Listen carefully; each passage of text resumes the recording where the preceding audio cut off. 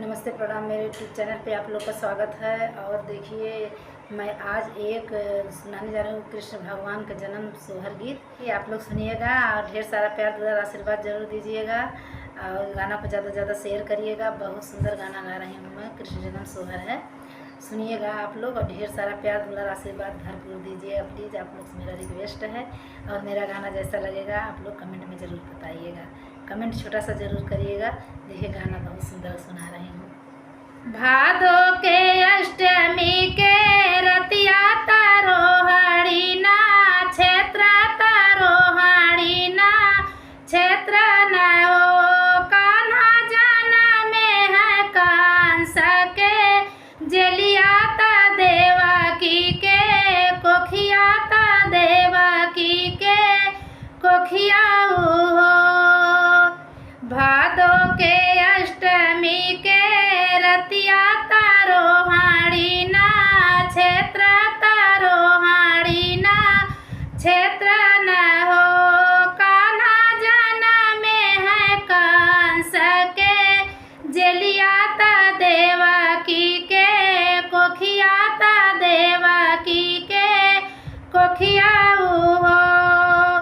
खुद के जगा मैं रानी देवकी सुनाना मोरे स्वामी सुनाना मोरे स्वामी न हो। स्वामी लाई जाता हमारो लनवा गोकुल पहूँ चावा गोकुल पहूँ चावा हो। स्वामी लाई ना जाता हमारो लनवा गोकुल पहूँ चावा गोकुल पहूँ चावा हो।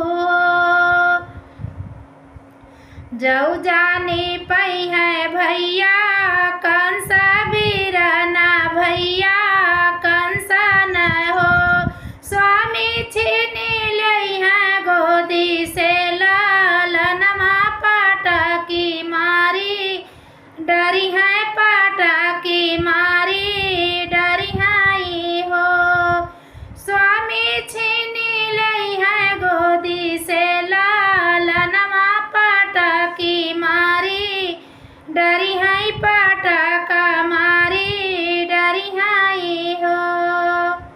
टोकरी में धइल कान्हैया ता सिर पे उठैली है सिर पे उठैली है हो। रामा चली दिहल यमुना के बीच लहरऊ पर बहे लहरऊ पर बहे हो। रामा चली दिहल यमुना के बीच लहरऊ पर उठे लहरऊ पर उठे हो। भादों के अष्टमी के रतिया तारोहणी ना क्षेत्र तारोहणी ना क्षेत्र हो। कान्हा जाना में है कंस के जलियाता देवकी के कोखियाता देवकी के कोखिया हो।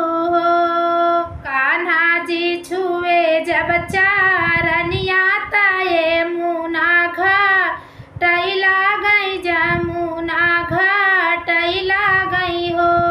रामा होई गए यमुना के पारता गोकुल घर पहुँचे गोकुल घर पहुँचे हो। कान्हा के छुआता चारनिया यमुना जी घटला गई यमुना जी घट गईली हो। वसुदेव पार भये यमुना नाद यवाता गोकुला घर पहुँचाई गोकुला घर पहुँचाई हो। सुपवा में लाई के कान्हैया ता नंद घरा पहुँचाई ता नंद घर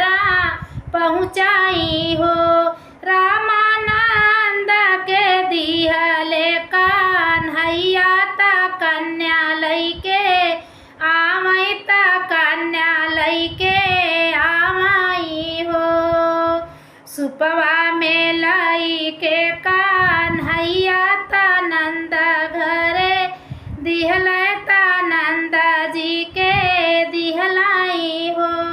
रामा लाई है गोदिया में कन्या ता देवकी के दिहलता के देवकी के दिहलाई हो।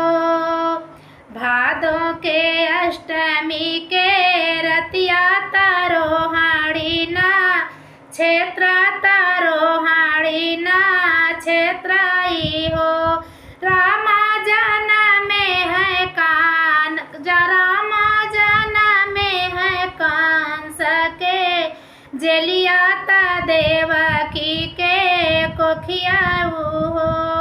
कान्हा जन्म में है कान सके जेलिया ता देवकी के कोखियाता देवकी के कोखियाऊ हो। मेरा गाना कैसा लगा प्लीज़ आप लोग कमेंट करके ज़रूर बताइएगा। चैनल को लाइक सब्सक्राइब कर लीजिएगा, ज़्यादा से ज़्यादा शेयर करिएगा। मेरे वीडियो देखने के लिए तहे दिल से धन्यवाद आप लोग को।